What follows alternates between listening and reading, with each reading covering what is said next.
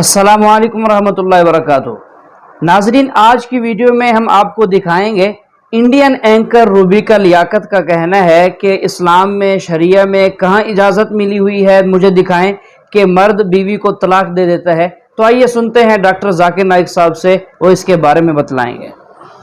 इसका ध्यान मत दीजिए, ट्रिपल तलाक पर बात कीजिए।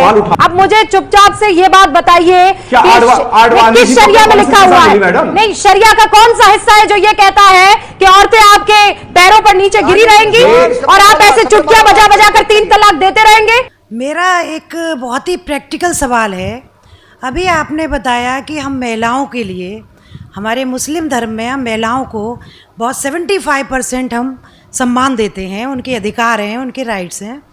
तो मेरा एक सवाल ये है जो कि मैं आए दिन देखती हूँ कि जो आपके जो मुस्लिम धर्म के अनुसार जो तलाक का जो सिस्टम है, 3 बार तलाक देने के बाद उस पर जो इद्दत पीरियड का जो केवल मेंटेनेंस मिलता है, उसके बाद एक अनपढ़, एक ऐसी महिला जो अपना सोर्स ऑफ इनकम उसका कुछ भी नहीं है, उसको किसके सहारे पर छोड़ दिया जाता है? हमारा धर्म जो मुस्लिम धर्म है उसमें कोई ऐसी व्यवस्था कर दी जाए जिससे कि ऐसी महिलाओं को जीवन जो आसानी से कट सके। Thank you. बहन ने एक बहुत अच्छा सवाल पूछा। उन्होंने ये कहा कि इस्लाम मज़हब में जब किसी का तलाक होता है तो बहुत से अनपढ़ ख़वातीन जिन्हें इल्म नहीं होता, उनको जीने के लिए कुछ पैसा नहीं होता, तो कुछ ऐसा मेंटेनेंस जिस तरीके से होना चाहिए कि नहीं। जो इसके मेन वजह है जो आज के माशरे में ये हो रहा है वो है कि इस्लाम का कम इल्म होने के वजह से ये चीज़ हो रही है। अगर हर इंसान इस्लाम मज़हब को सही तरीके से समझ सके तो मैं ये कहना चाहता हूँ कि जो हुकूक ख़वातीन के इस्लाम में है वो कोई भी मज़हब में नहीं, कोई भी सोसाइटी में नहीं है।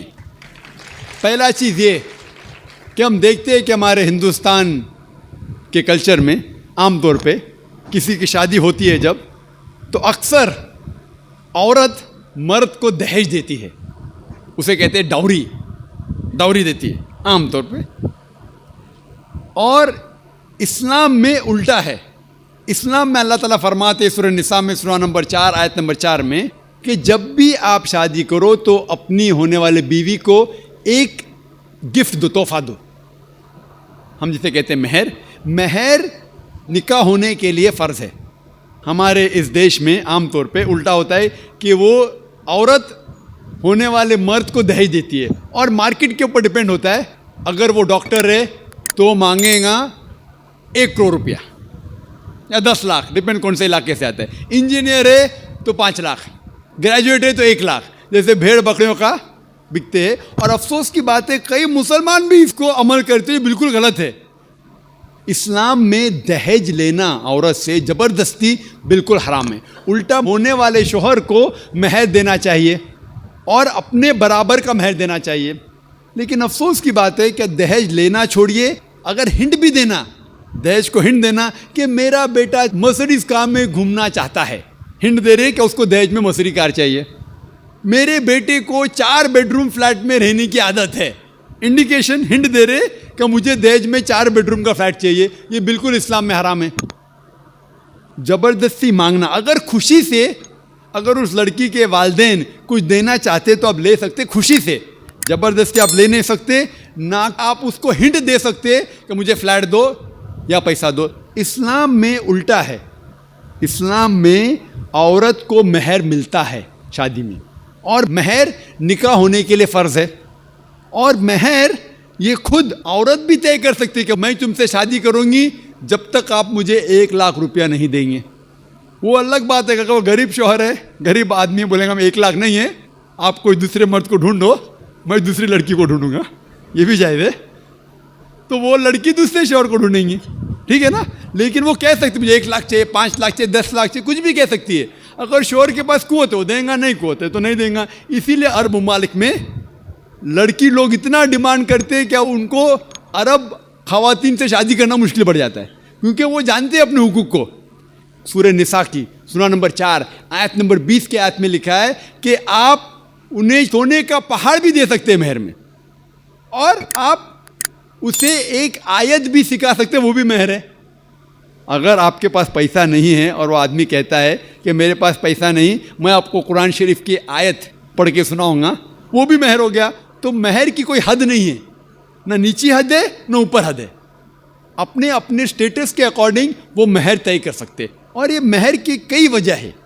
एक वजह है कि मिसाल के तौर पे उस लड़की के वालिदैन ने उसकी परवरिश की, उसे ग्रेजुएट बनाया, तालीम के ऊपर खर्चा किया, तो मेहर मिलने के बाद उस औरत की वो अपनी जायदाद हो जाती है।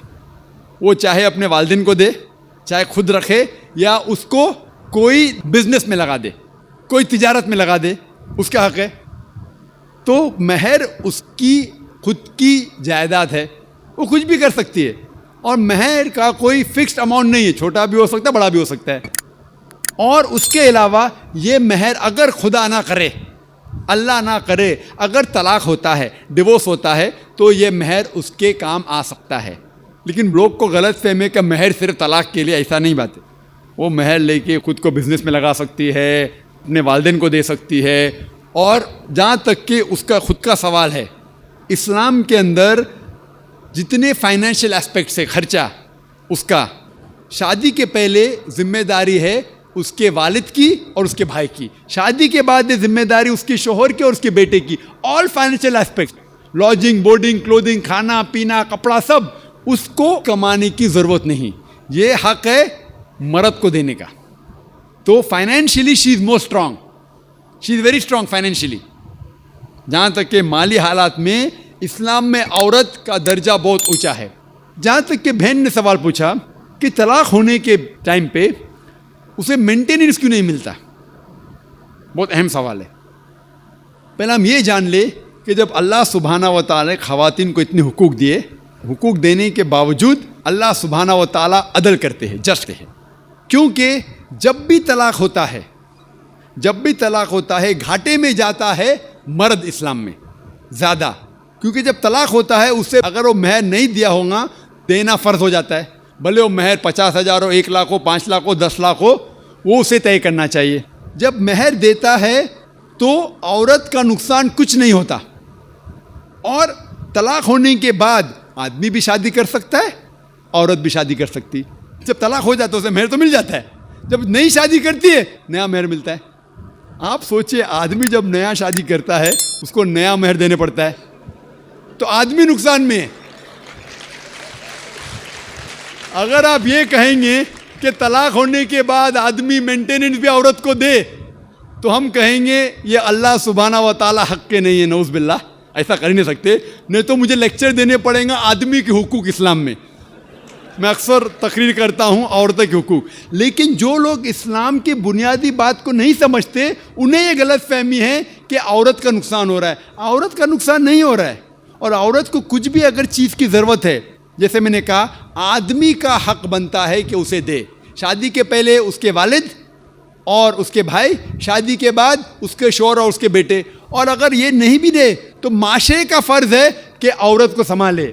माशरा नहीं कर सकता है, अगर इस्लामिक हुकूमत है, हुकूमत का फ़र्ज़ है कि औरत को संभाले, उसकी परवरिश करे, ये इस्लाम में। लेकिन अगर आप उसके बाद कहेंगे तलाक होने के बाद आदमी उसे हर महीना और 1,000 रुपया दे, 5,000 रुपया दे, तो ये आदमी पे जुल्म होगा।